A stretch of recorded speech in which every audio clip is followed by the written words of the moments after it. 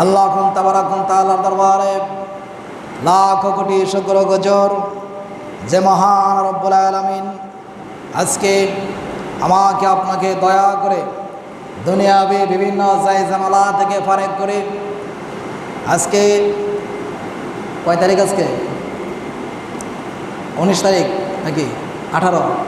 আজকে 18 এপ্রিল রোজ শুক্রবার। মহান আল্লাহ রাব্বুল আলামিন আজকে পবিত্রময় দিনে, ফজিলতপূর্ণময় দিনে, জমার দিনে, ঈদের দিনে, খুশির দিনে আল্লাহ পাক আমাকে আপনাকে সুস্থ রেখে, সুস্থ মস্তিষ্কে আল্লাহর ঘর তথা এই মসজিদে আসার এবং বসার তৌফিকটুকু দান করেছেন। সেজন্য শুকরিয়া তাহানে সকলে আবারও অন্তরের অন্তঃস্থল থেকে কায়ামন বাক্যে সকলে অসমস্বরে আওয়াজ করে বলি আলহামদুলিল্লাহ। বাবার আমার, যুবক ভাইয়ের আমার, এই শুক্রবারে মর্তবা ফজিলত বয়ান করে শেষ করা যাবে না। এরপরও আমাকে আপনাকে বয়ান করতে হয়। কেন বয়ান করতে হয়? মানুষ মাত্রই ভুল।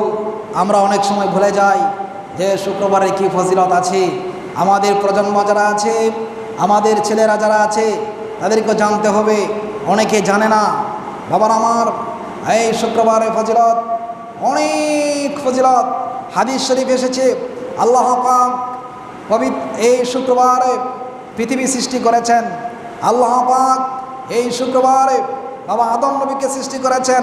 আল্লাহ পাক এই শুক্রবারে ইউনুস নবীকে মাছের পেট থেকে রক্ষা করেছেন। আল্লাহ পাক শুক্রবারে হজরত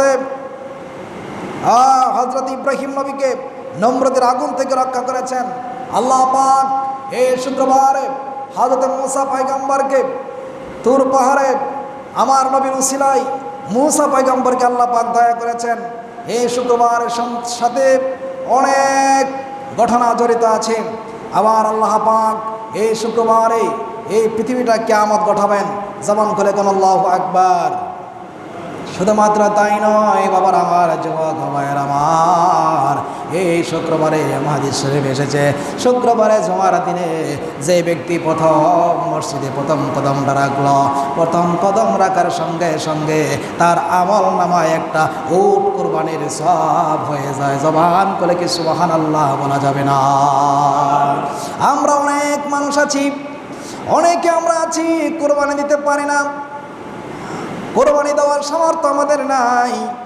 এই জন্য বাবা নবী রাহমাতুল লিল আলামিন এত দয়া করে মায়া করে আমাকে আপনাকে জান্নাতে নেওয়ার জন্য, জান্নাতবাসী করার জন্য, দোজখ থেকে বাঁচার জন্য আমার নবী কয় আমার উম্মতের মধ্য থেকে যে সমস্ত মানুষ ওই শুক্রবারে জুমার দিনে নামাজের জন্য প্রথম মসজিদে ঢুকলো, তার আমল নামায় একটা উট কোরবানির সওয়াব হয়ে যাবে।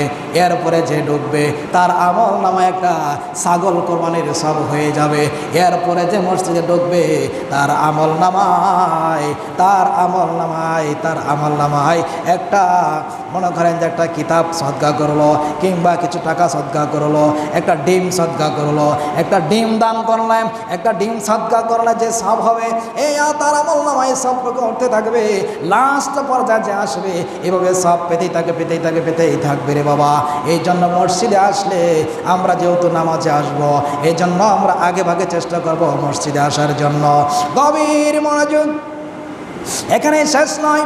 এই মসজিদের ফজিলত, অনেক ফজিলত আছে। কোনো মানুষ যদি সওয়াবের নিয়তে যদি বাড়ি থেকে বের হয়, আল্লাহ গো আমি আজকে শুক্রবারে জুমার নামাজটা আদায় করব, আমার আল্লাহ জিব্রাইলকে ডাক দিয়ে বলেন, জিব্রাইল আমার সফর গ্রামের মানুষ এরা আজকে মসজিদে যায় জুমার নামাজটা আদায় করবে। জিব্রাইল, তুমি জিব্রাইল ওই বান্দার পিছনে যত গুনাহ আছে সমস্ত গুনাহগুলি তুমি জিব্রাইল হাতে রাইকা, মাথায় রেখে, কাঁধে রাইকা তুমি জিব্রাইল দাঁড়ায় থাকবা। আমার বান্দার কোনো গুনাহ আমি রাখতে দেব না। জবান খুলে কি সুবহানাল্লাহ বলা যাবে না? গভীর মনোযোগ। এবার কোনো মানুষ যখন ওই জুমার নামাজ আদায় করার জন্য জুমার নামাজ আদায় করার জন্য যখন মসজিদ থেকে বের হবে, যতটা কদম দিবে ততটা কদমে কদমে নেকি লেখা হবে, কদমে কদমে সওয়াব লেখা হবে। জবান করে সুবহানাল্লাহ বলে। শুধুমাত্র বাবারা তাই নয়, ওই মানুষটা যেই রাস্তা দিয়ে হাঁটা যাবে, রাস্তার আশেপাশে যদি কোনো কবরস্থান থাকে, রাস্তার পাশে যদি কোনো কবরস্থান থাকে, ওই গোরস্থানের কবর আযাব আল্লাহ পাক মাফ করে দে। জবান করে কি সুবহানাল্লাহ বলা যাবে না? শুধুমাত্র তাই শেষ নয় বাবা, জুমার দিনের ফজিলত অনেক ফজিলত আছে। আমার নবী কিয়ামুল জামাতে হাজ্জাল মাসাকিন, জুমার দিনটা হলো হজের দিন, জুমার দিনটা হলো গরিবের জন্য হজের দিন, জুমার দিনটা হলো সকলের জন্য ঈদের দিন। বাবারে বাবারে, এই যে সংক্ষিপ্ত আকারে আপনাদের সম্মুখে জুমার দিনের ফজিলতের কিছু আলোচনা পেশ করলাম। আসেন আজকের খুতবার আলোচনা বিষয় কি? আজকের খুতবার আলোচনার বিষয় হলো নবী সাল্লাল্লাহু আলাইহি ওয়াসাল্লামের জীবন আদর্শের ভিত্তিতে জীবনযাপন আমাদের করার জন্য খুতবার মধ্যে এসেছে নবীর আদর্শে জীবনযাপন পদ্ধতি।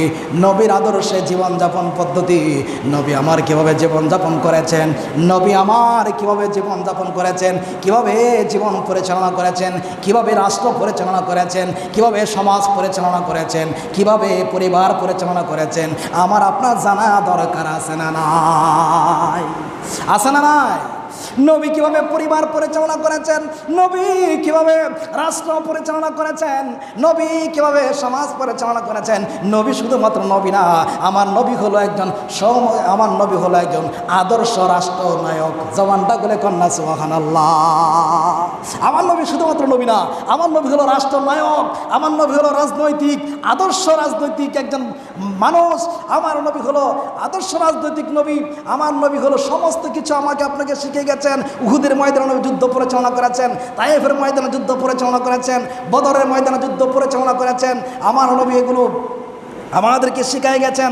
বাতিলের সঙ্গে বিধর্মীদের সঙ্গে আমাকে আপনাকে কীভাবে লড়তে হবে, বিধর্মীদের সঙ্গে আমাকে আপনাকে কীভাবে লড়তে হবে।